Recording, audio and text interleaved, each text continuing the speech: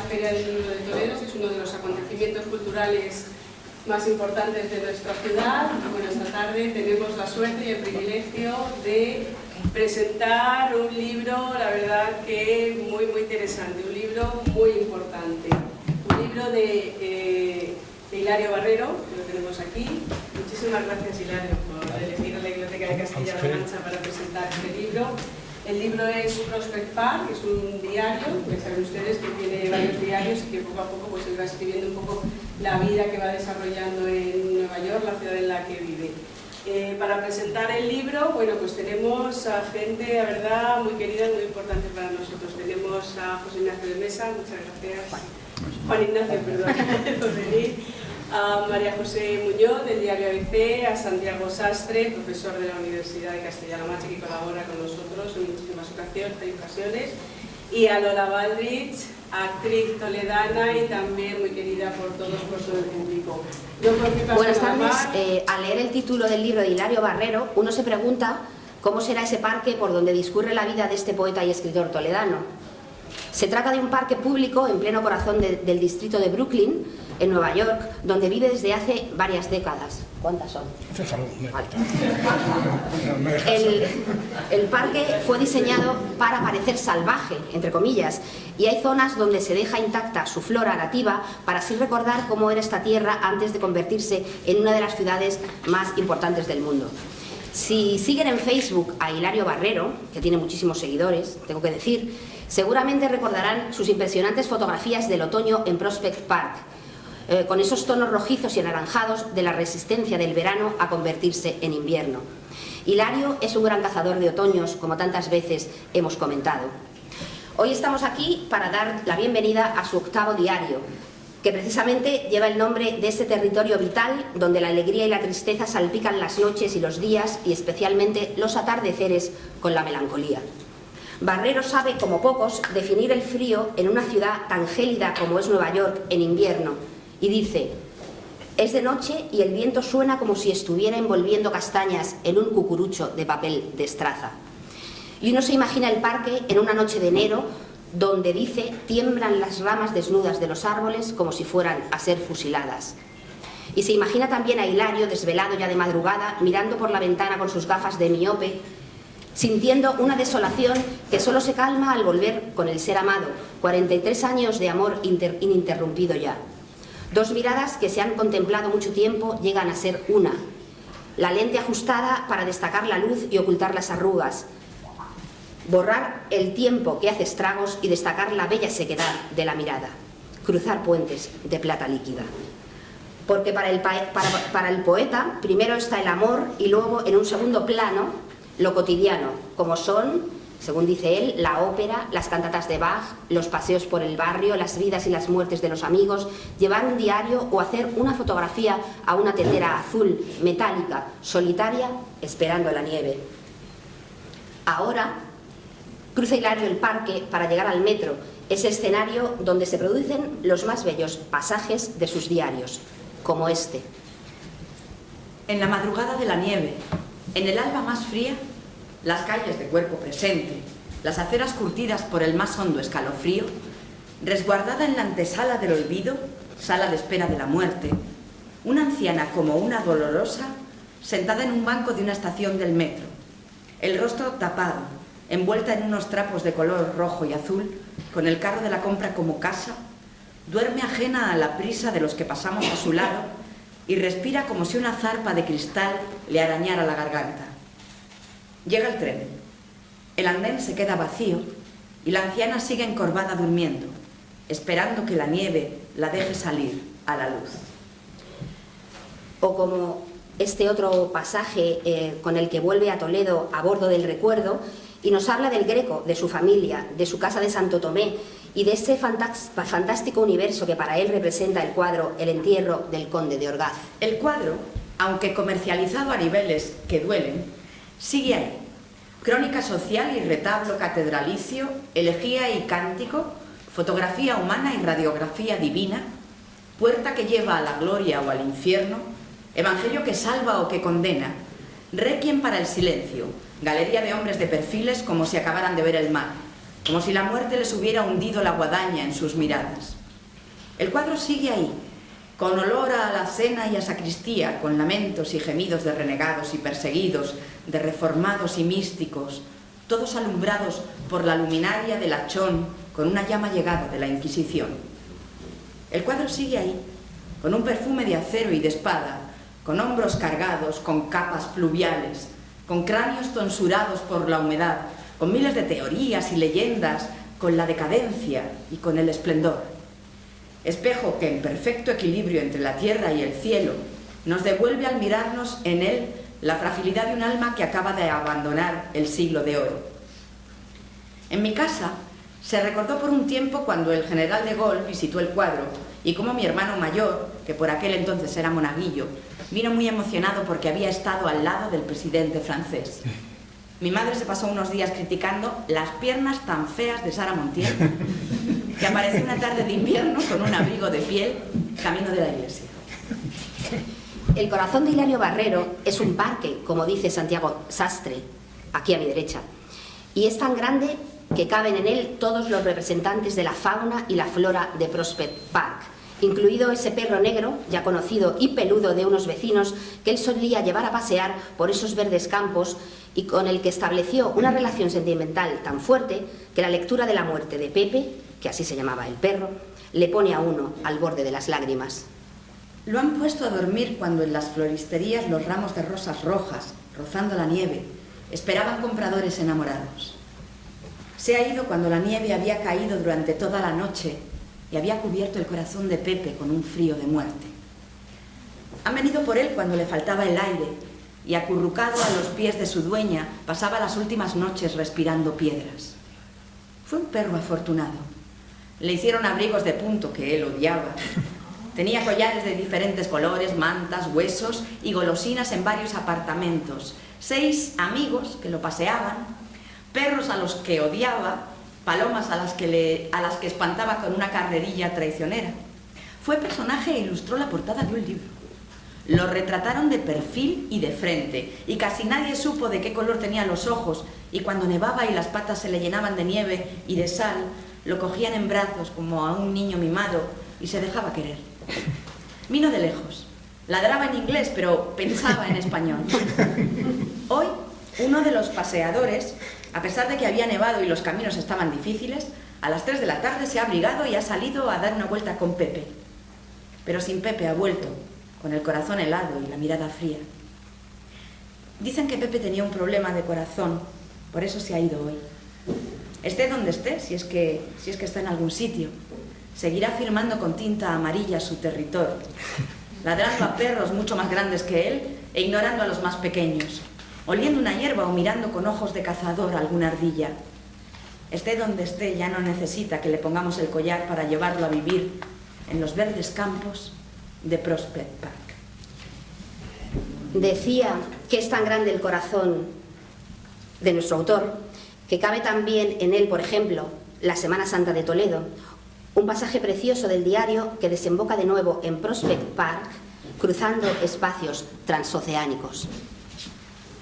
Otros años, en ciudades lejanas, cuando la juventud era una espina que aguijoneaba sus vidas, se perdían en laberintos oscuros y celebrando un oficio de tinieblas entre cuerpos casi invisibles, se olvidaban de que en otra ciudad, a esa misma hora, 3 de la tarde, como les habían enseñado las monjas y los curas de sus colegios, había muerto Dios.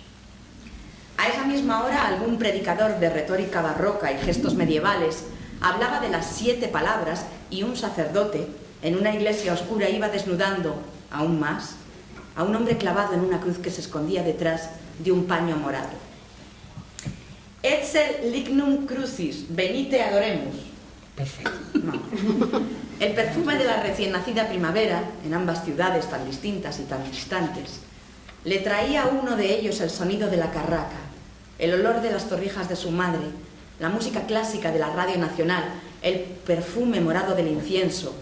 Pero ellos, los dos, encarcelados en túneles de sombras, lóbrego el aire, olor a humedad roñosa en las habitaciones, telarañas vestidas de Viernes Santo, solo escuchaban las voces de las sirenas, sin saber que iban navegando en una nave que se llamaba muerte. Ahora, a las 3 de la tarde, atravesando por una primavera destemplada y fría, primavera otoñal, entran en un parque abierto lleno de ciclistas, de luz, de niños tirando de cometas, de parejas perdidas en sus propios laberintos y de cerezos en flor. Caminan la ciudad sin prisa, a veces rozándose, a veces en silencio, a veces teorizando, a veces contando las horas de luz que les quedan. Llegan a casa y, siguiendo una tradición, escuchan la pasión según San Juan y es como si hubieran salido de las sombras y vuelto a la luz más clara. De Toledo a Nueva York, de Nueva York a Toledo, el autor no pierde el sentido lírico de la existencia, y aunque un diario no es poesía en su estricto sentido, ¿qué es sino poesía lo que leemos sobre un 15 de junio de 2014 recién llegado a su ciudad con jet lag desde España? En Toledo, desorientado por las 6 horas de diferencia horaria entre Nueva York y España, me despierto a medianoche. La oscuridad es una balsa de agua negra, pesada, con olor a plata caducada. Todo está inmóvil.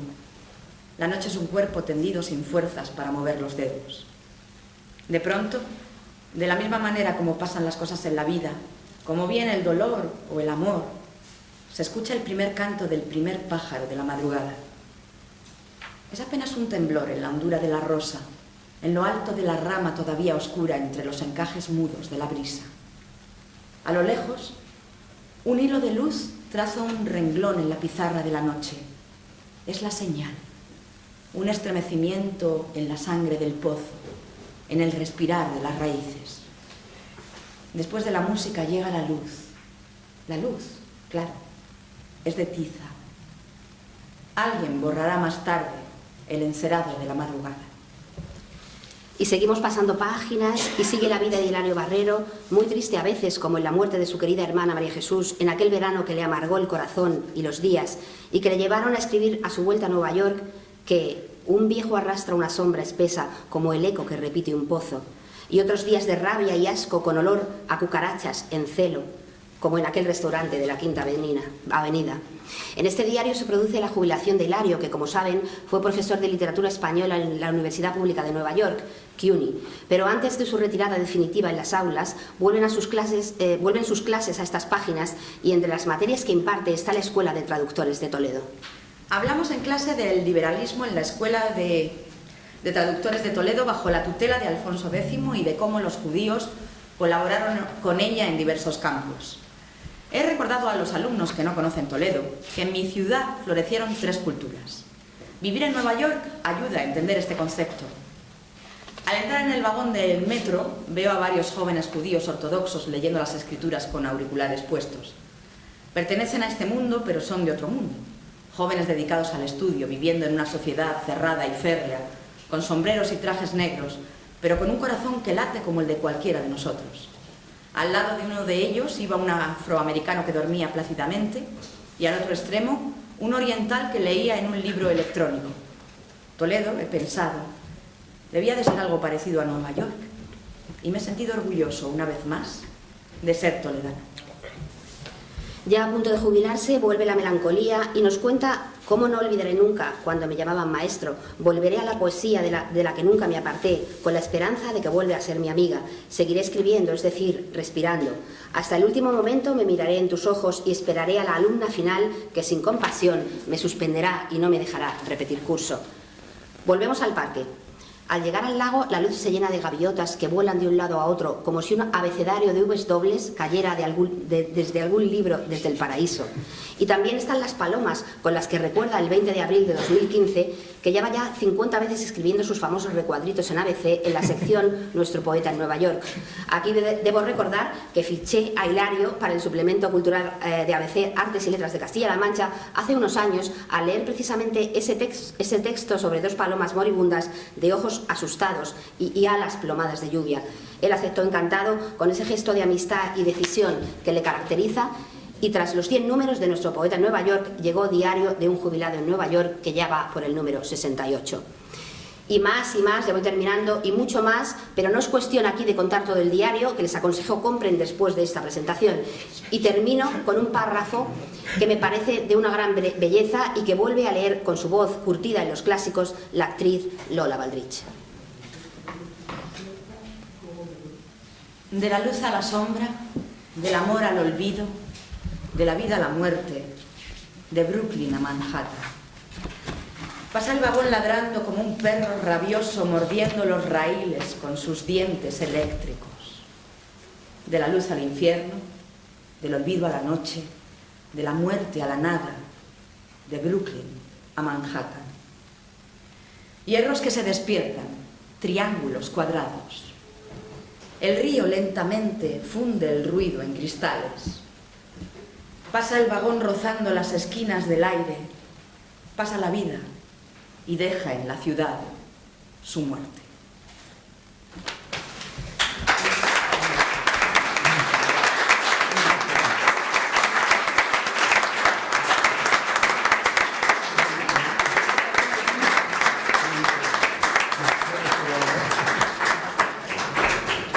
Gracias, qué maravilla. Buenas tardes. Es una gozada presentar un libro maravilloso como lo es este, porque el presentador puede dar razones del entusiasmo que ha sentido al leer. Se trata de un diario de 2 años, 2014 y 2015, ha llovido ya. Es el 8º volumen de diarios que publica Hilario. Si pensamos en la rima consonante entre Hilario y diario, podemos intuir que no es rara esta afición a escribir diarios. Los diarios presentan la ventaja de la fragmentación, es decir, pueden ser leídos por trozos o porciones, y además cada día es diferente, es nuevo bajo el sol. En este sentido, el libro es como una bolsa de caramelos de sabores distintos, de fresa, de limón, de menta, y ya se sabe que en la variedad está el gusto. No es como una novela que tiene una temática concreta y exige la circunstancia de llegar hasta el final para saber el desenlace.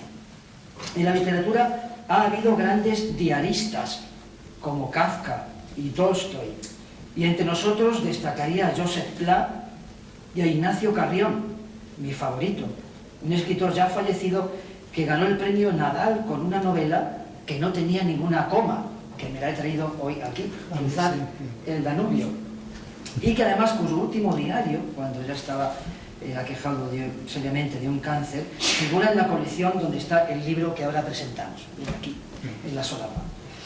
Un diario es un narrar cosas de la vida personal para hacer literatura. Es personal, sí, pero hay trascendencia por la forma de contar y por lo que cuenta, que nos emociona y nos orienta, y por eso nos sirve para nuestra propia vida. El contexto geográfico del diario es Nueva York, donde Hilario vive desde 1978, pero él tiene un alma viajera y aparecen otras ciudades, como por ejemplo Gijón, Madrid y Toledo. En el libro figura su historia de amor, su afición por la ópera y por la música clásica, su admiración por el Greco, los recuerdos de su infancia toledana, su devoción por la literatura y la poesía, y la relevancia de la amistad, que es un ingrediente básico de la felicidad, del mismo modo que lo es el arroz para la paella. Se trata de un diario cultural y emocional. Cultural por todas las referencias culturales que aporta, y emocional porque contiene una filosofía del saber vivir, que tiene que ver con la vivencia del amor, con afrontar la vejez y el paso del tiempo, y en cómo saber ver belleza en la cotidianidad. Este libro es 3 en 1 porque hay prosa, poesía y ensayo. Diría que si alguno prevalece de los 3 es la poesía. Hay un rico lirismo en el estilo. A veces el lector va deprisa cuando lee prosa, pero hay algunos tramos en el libro en los que no debe pasar de 30, como si fuera por una zona urbana, porque está en un territorio cercano a la poesía. Hay 2 aspectos que marcan el principio y el final de este libro. El primero es la traducción. Hilario define la traducción como cubrir con otra piel un cuerpo que generalmente alguien te pasa. Me gustaría destacar la importante labor que ha hecho Hilario, no ya como poeta, sino como traductor de poesía inglesa y como editor de libros y de una revista literaria. Eso habla de su generosidad, pues no se conforma con publicar sus escritos, sino por divulgar los de otros autores. El segundo es el de su jubilación, de su trabajo como profesor de lengua y literatura españolas. Son muy emotivas las páginas que se refieren a este hecho, que marcará un antes y un después. Así se refiere a la despedida de los compañeros, de su despacho y de las vistas que tiene desde él, de la burocracia y el escalafón académico, de algunos libros, y la más dolorosa, de la ilusión contagiosa y juvenil por aprender, que transmiten siempre los alumnos. Este diario, que tiene el nombre del parque que hay en el barrio de Nueva York, donde vive Hilario, es pura vida. De él se aprende, nos emociona porque nos enseña a valorar la grandeza de las pequeñas cosas que acontecen en nuestro día a día. Y la más grande de todas es el amor. De él nos examinarán a la caída de la tarde, como decía ese medio fraile, así le llamaba Santa Teresa de Jesús porque era bajito, a Juan de la Cruz. Voy a citar 4 referencias sobre el amor que hay en este diario. Primera, amar es fusión. Él dice, porque amar es aproximarse a la unidad imposible. Segunda, amar es cultura.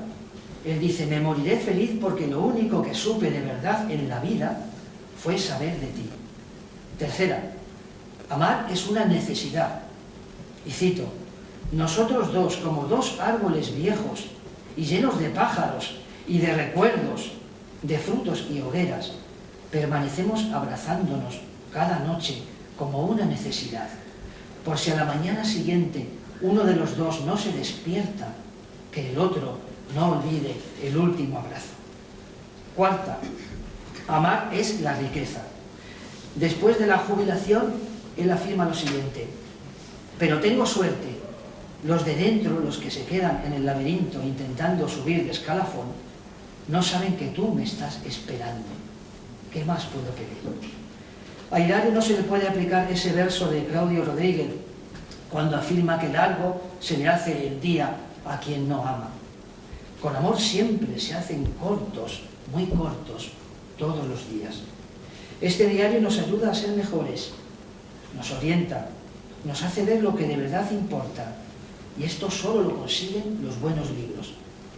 Podría decir, y con esto ya acabo, que no solo es un libro, sino que es una casa que siempre tiene la luz encendida, que refleja el color hogareño de los que están dentro, y que nos guía y nos ilumina a quienes estamos fuera, aunque un poco dentro también al leerlo.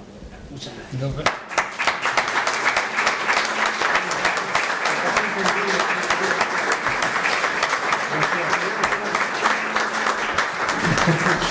Un saludo a los asistentes y agradecimiento a la biblioteca por organizar esta programación cultural que a todos nos satisface. Y gracias, Hilario, por contar conmigo para presentar un libro tuyo. Hacerlo además en tan buena compañía es un verdadero honor y un plus de satisfacción para cualquiera que aquí se encuentre. Y enhorabuena también al editor por lo acertado de la lección y la forma en que presenta la obra. Hilario y yo somos del mismo barrio. Nacimos en el barrio de Santo Tomé, y permíteme que diga una cosa que tú no has querido reconocer, a finales de los años 40. Ya tenemos una edad que no tenemos problema en decirlo. Voy a hacer un paréntesis. Sí. Viene un periodista ahora, hace un momento, dice, le voy a hacer usted una entrevista. Y digo, sí, hijo, como quieras, un señor joven, nací está por aquí. Y me digo, ¿qué sabe usted? Y me dice, porque nació usted en el año 46. Digo, a la vez. Se acabó la entrevista. No hay entrevista, hijo. ¿Cómo el 46? Por favor. O sea que, vamos. Bien. Por lo tanto, jugamos los mismos juegos, oímos los mismos sonidos. Su casa y la mía distaban poco más de 100 metros. Nuestro tiempo lo marcaba el oír las campanas de la iglesia de Santo Tomé. Era un barrio de niños varones, Había muchos más niños que niñas. Dicen que después de una guerra siempre nacen más varones que mujeres. Y la verdad es que el barrio de Santo Tomé era una constatación empírica de este hecho. Hilario estudió bachiller en el Colegio Sale de la calle Rojas, bajo la dirección del gran docente que fue don Antonio Bardón. Sí, don Antonio, que a los buenos maestros no se les debe apear jamás el tratamiento. A ese colegio asistía muy buena gente, y sirva de ejemplo a nuestro común amigo Ángel Melguizo. Los chicos del barrio, jugando con las letras del nombre del colegio, decíamos del mismo que era la Sociedad Anónima de Estudiantes Locos. La alegría de la juventud se condicionaba por el ambiente general de la ciudad. Un buen amigo mío que vino en los años 50 a Toledo decía que el incienso no le permitía ver nada. Y lo cierto es que tenía toda la razón en la definición. Para los de las actuales generaciones, que no conocieron aquel mundo, les recomiendo que vean Calle Mayor, de Juan Antonio Bardén. Viendo esa película se darán cuenta de lo que era vivir en las ciudades españolas en la década de los 50. Quizá por esto, la mayor parte de los jóvenes de aquellas generaciones salieron de Toledo, Hilario entre ellos. Su camino le hizo recorrer el mundo hasta que en 1978 recala en Nueva York. Primero profesor universitario en Princeton y luego, posteriormente, pasó a la Universidad de la Ciudad de Nueva York, que por cierto, vaya decana de facultad tenías cuando te despediste en 2015, la pones a caldo. Ya, pues no era la misma que hablas de ella. No, es otra, vale, de acuerdo, menos mal. La docencia le hace mantener mucho la ilusión, a pesar de la melancolía que muchas veces leemos en su obra. En Nueva York vive en Brooklyn, pegadito a Prospect Park, ese parque maravilloso que da título a este libro. Desde la terraza de su casa, las vistas son magníficas sobre el parque y sobre ese perfil de Manhattan que todos asociamos a Nueva York. Quizás Hilario, en su subconsciente, eligió Brooklyn, viendo de lejos Manhattan, porque era como vivir en Toledo teniendo un poquito más lejos Madrid. Es decir, el barrio de Brooklyn más grande es Manhattan, como el barrio más grande de Toledo es Madrid. Conocer Brooklyn, teniendo de anfitriones a Hilario y a Jesús, les puedo asegurar que es una verdadera gozada. Durante décadas, Hilario mantuvo su relación con Toledo de una manera distante. La fuerza de la unión con su familia y la potencia de los recuerdos mantenía vivo que Toledo tuviera presencia en él, pero recíprocamente no pasaba lo mismo. Pero hace pocos años las cosas empiezan a cambiar. María José le descubre para el Cultural de ABC. La Real Fundación de Toledo le hacemos protector. La Real Academia de Bellas Artes y Ciencias Históricas le reconoce por su obra literaria. Es pregonero del Corpus. Hoy Hilario es nuestro cónsul en Nueva York. Y casi desmiente el dicho de que nadie es profeta en su tierra. En su saga de diarios sale este nuevo libro al que antepone el título de Prospect Park. Este, como ya han dicho los anteriores intervinientes, es el gran parque de Brooklyn, a imagen y semejanza del Central Park, que está hecho por los mismos arquitectos, aunque en este le dejaron un poquito un ambiente más salvaje. Más de 200 hectáreas de parque público que en su entorno tiene el Museo de Brooklyn, la Biblioteca Pública y otros muchos elementos que le dan una vida especial. Y todo esto lo disfruta Hilario al lado de su casa. Ve el Arco de Triunfo de la Gran Army Plaza, dedicado a los héroes de la Unión que lucharon en la guerra de secesión, pasean por su explanada, ve a las gentes en sus barcos y paseos. Lógico es, por lo tanto, que influya en el autor al poner título a sus diarios de los años 2014 y 15. Porque Hilario, además de gran poeta y traductor, tiene en sus diarios una fuerza de comunicación excepcional. Los lees absorbiendo lo que describe y, sobre todo, siente. Amistad, lealtad, amor, todo trasciende en la mera descripción de las vivencias y recuerdos que día a día va anotando para dar vida luego a lo que, de todo lo vivido, nos quiere contar, que seguro que no es todo. Y el relato lo acompaña con flashback de recuerdos de su infancia toledana, la presencia de sus padres, el inmenso cariño por su hermana María Jesús, omnipresente en la vida de Santo Tomé, que a todos nos dejó en agosto de 2014. La descripción de la salida de misa de 12 de don Gregorio Marañón, acompañado con personalidades variopintas como Dalí o Victorio Macho, con visita obligada al carpintero Cardeña, aquel que en plena guerra civil, ayudado por los vecinos del barrio, puso sacos terreros para proteger el cuadro del entierro y que no pudiera sufrir ante posibles bombardeos. Y después a la confitería Santo Tomé, que ustedes conocerán también. Sí. Luego iba a saludar a don Rodrigo y a doña Consuelo por las cosas. O sea, que todo queda en casa. Personajes del barrio como don Ángel el párroco, que no era precisamente un ejemplo de caridad cristiana, pero ¿qué vamos a decir?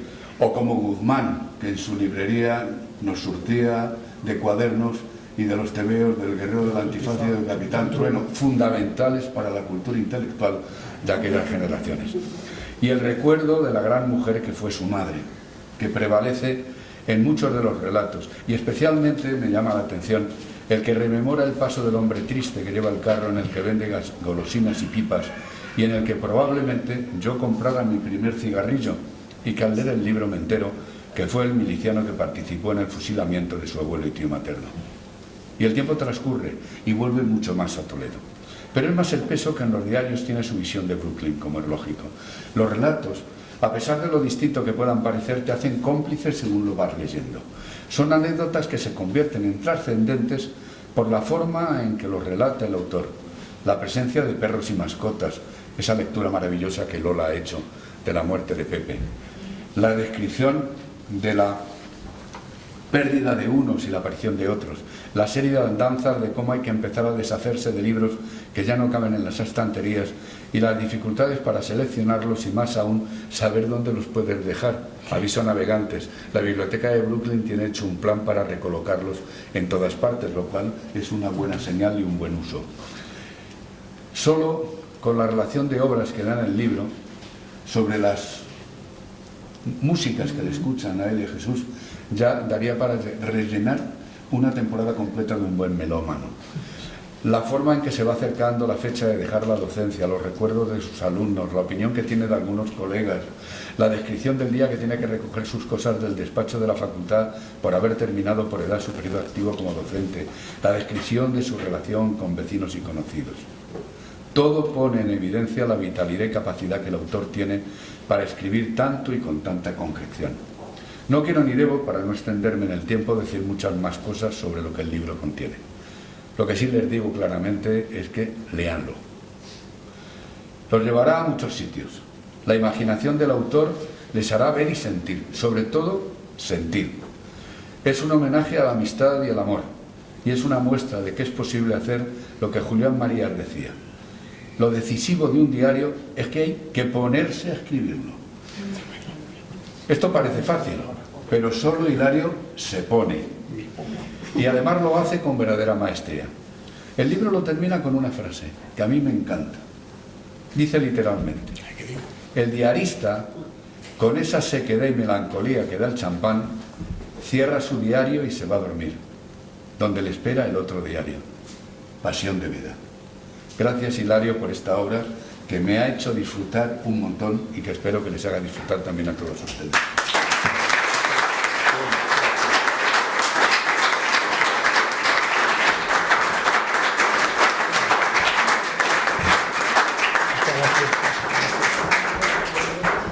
Me lo han puesto muy difícil. Yo me había leído unas palabritas de agradecimiento, pero naturalmente que no llegan para que demostrar el cariño y la emoción que tengo de estar con estas tres personas. Pero es que están aquí por una razón. No es porque sean guapos y jóvenes y inteligentes, no sea el primer alcalde de la democracia, una personalidad, sino porque están vinculados a mi vida de una manera muy especial.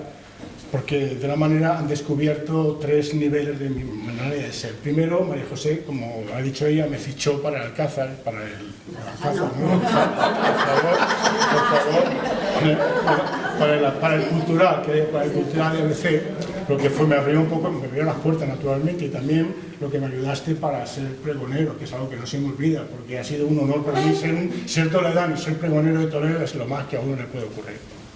Luego tuve la suerte de que Santiago, la academia, que me dices que hoy están reunidos para dar el premio este en cuestión, pues me llamaron por teléfono y tal, que me habían dado el premio de literatura, y la academia, como son tan formales, pues hacen como un laudatio, o sea, alguien que te recibe. Yo pensaba que te daban un whisky o una cosa así, nada, es una cosa que... Y Santiago, pues muy amable, escribió un texto precioso y le agradezco muchísimo, porque además fue el último acto que se hizo en la Casa de Mesa, ¿verdad que sí? O sea, que tiene como una especie de...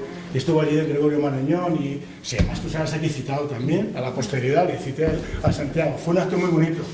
Y después ya, por si fuera poco, tuve la suerte de que Juan Ignacio, cuando era jefe de la Fundación de Toledo, me invitara a ser partícipe de allí. El que sea de la Fundación de Toledo es muy interesante, no por el honor, pero también porque la casa de Victorio Macho está muy vinculada a nosotros, al menos nosotros los críos íbamos a jugar allí cuando no estaba todavía Roca Carpella, ¿no? Y jugábamos en aquella zona, el tránsito. O sea que, ¿qué más quiero? He sido pregonero, he sido premio de la Academia y soy parte de una organización tan interesante que mima a Toledo como es la Protector, como la Real Fundación de Toledo, que hace muchísimo por la música, por cierto. Esto lo veo a veces en el periódico y digo, qué maravilla, los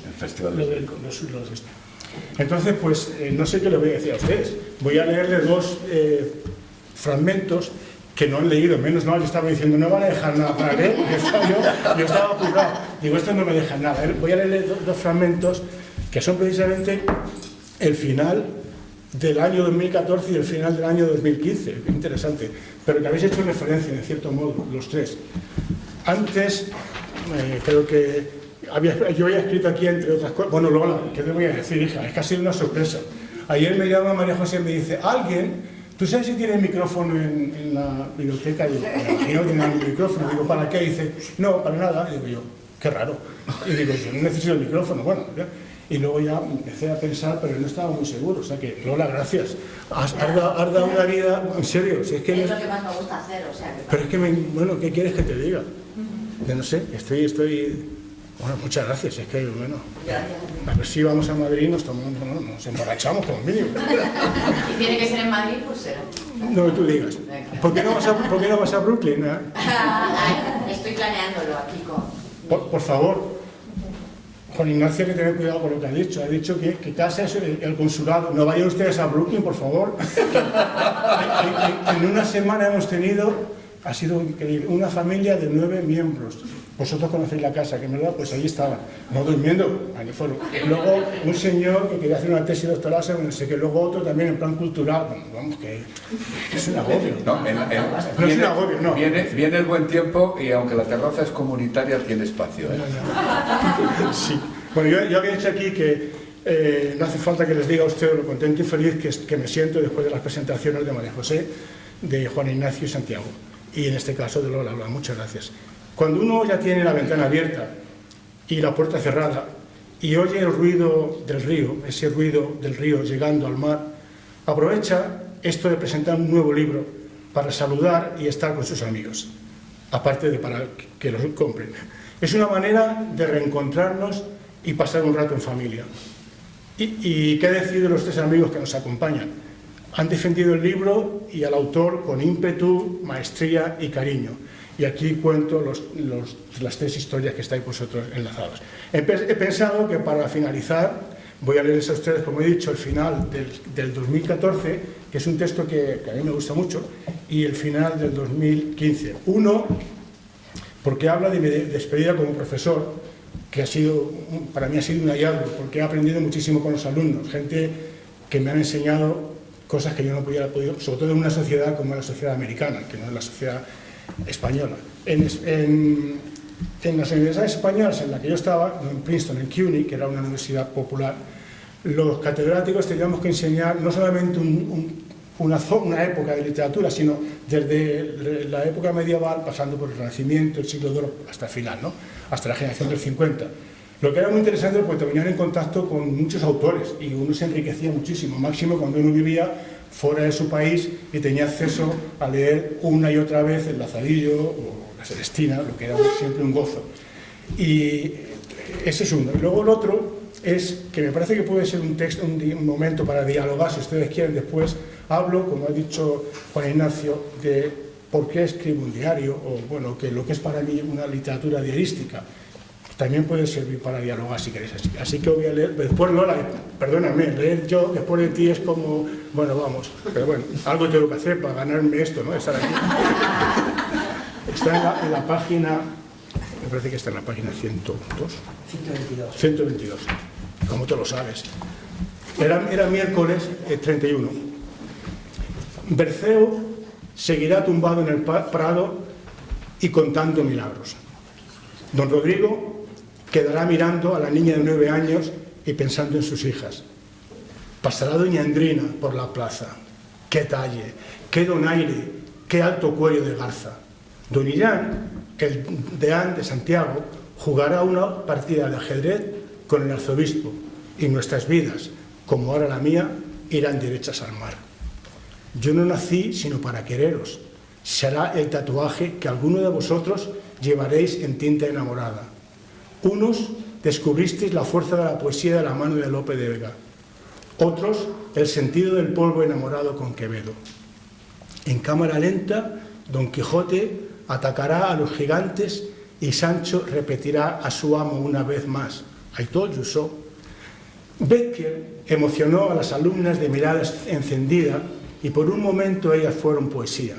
Otras, recordando Campoamor, prefirieron las fresas a las rosas. Don Pío dejó sin respiración con sus interminables párrafos al que mejor leía en clase, pero seguirá con sus atardeceres en un camino de perfección. Machado, que os obligó a preguntarme qué era un chopo y un olmo, seguirá dando sombra y cobijo. Y al alumno que se sentaba en la última fila, callado, triste, que se enamoró al descubrir a Cernuda, le deseo suerte y larga vida. Usaré el futuro y me olvidaré del subjuntivo y espero que vosotros uséis indicativo. Dejaré el lápiz rojo que se seque y que ardan tantas notas como han escrito. Le daré a la A, P, C, D y F otros sonidos y significados aparte de ser las calificaciones finales. Tendré que cerrar libros y apuntes, dejar la tiza que se ablande con la humedad del olvido, borrar la pizarra y que venga la noche sobre ella. Deshacerme de exámenes brillantes, de cartas laudatorias, de poemas sin ritmo y con falta de ortografía. Guardaré confesiones, lágrimas y alegrías. Repartiré entre los alumnos, como quien reparte las vestiduras, las numerosas ediciones de los clásicos y cerraré por última vez la puerta de una parte de mi vida. El río que me acompañó seguirá pasando. Me traerá envuelto en papel de plata el paisaje que entrando por la ventana iluminaba la mesa del trabajo. Olvidaré las zancadillas y las interminables reuniones, los comités y los congresos a los que para subir en el escalafón iba a leer conferencias que nadie escuchaba. Cerraré en un sobre de aire mi identificación y guardaré en lo más hondo del armario las barrocas vestiduras académicas. No echaré de menos las sombras de mis compañeros que yo confundía en los pasillos. Ellos respirarán felices y yo los olvidaré al salir a la calle. Me llevaré los rostros y los triunfos de los alumnos, que empezando dudosos y agobiados, llegaron a ser algo y cambiaron su vida. Y no olvidaré cuando me llamaban maestro. Volveré a la poesía, de la que nunca me aparté, con la esperanza de que vuelva a ser mi amiga. Seguiré escribiendo, es decir, respirando. Hasta el último momento me miraré en tus ojos y esperaré a la alumna final, que sin compasión me suspenderá y no me dejará repetir curso.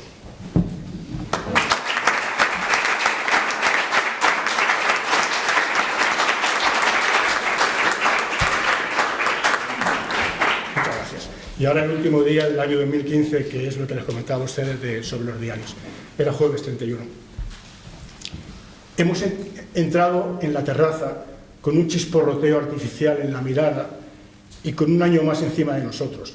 Lo de siempre, la caída de la boda de Times Square, el brindis con champán y el primer pensamiento de saber que se nos viene otro fardo de tiempo encima.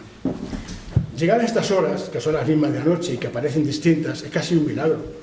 Ya está difuminado el olor de la pólvora de los fuegos artificiales, han cesado los aullidos de los perros asustados por los petardos, las alarmas de los coches guardan silencio, el frío que trajimos de fuera se ha desvanecido cuando nos disponemos a cerrar, en un acto simbólico y real, en apariencia fácil, un archivo y titularlo Diario 2015 y abrir otro titulado Diario 2016, y ver la primera página en blanco y escribir.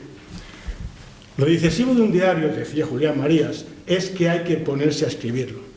Uno siempre se pone a escribir cuando escribe, pero en el caso de un diario, en el momento en que se pone la fecha, ya se sabe que se ha adquirido un compromiso que va a durar 365 días. El diarista sabe que tiene el día por delante, que no tiene argumento ni personajes, que tiene que salir a la búsqueda del tiempo y encontrarlo. Un diarista sale a la vida y suelta su mirada y escucha el rumor de la gente que pasa. Y se deja cegar por la luz y la sombra, y vuelve a casa y anota lo que ha pasado por un lado y él ha visto lo que otros, por la prisa o por la ceguera que la vida nos impone, no ven. Algo que hace que el mundo siga siendo un lugar donde tiene un brillo especial, la mirada de un perro que atado al tronco de un árbol a la puerta de un bar espera a su amo. Un diarista es un poco un poeta con la mirada llena de compromisos, fechas y días. Un diarista se enfrenta a diario con la realidad. Un diarista no es un novelista y en esa realidad le cambia la vida. El latido de la gente, la muerte que aparece, la alegría que llena a una madre el nacimiento de un hijo, el sonido de una campana en la iglesia del barrio, el canto de un pájaro que se esconde en el árbol de la esquina, hacen que la vida del diarista se viva ya de otra manera. ¿Será esa manera de vivir y de ver la vida un obstáculo para el escritor o será un aliciente para el diarista? ¿Vivirá el diarista obsesionado con su diario obligación o dejará el escritor que invente esa realidad y escriba más que un diario una novela?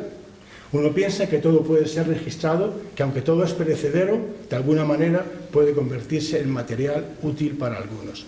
Escribir un diario es formular la existencia humana en términos literarios, porque la vida es el cuento de nunca acabar.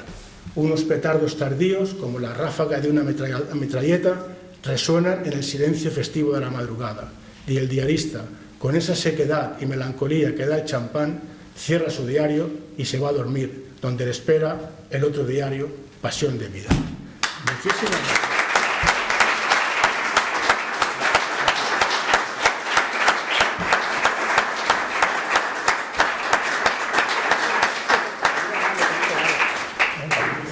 Bueno, muchas gracias. Ahora me gustaría... Aquí hay señores, te veo a ti, Gonzalo, que también has estado en la terraza, ¿no?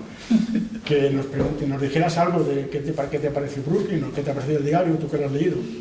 Bueno, si yo tengo que decir, a mí me parece que es de una inteligencia y una sensibilidad encantadora.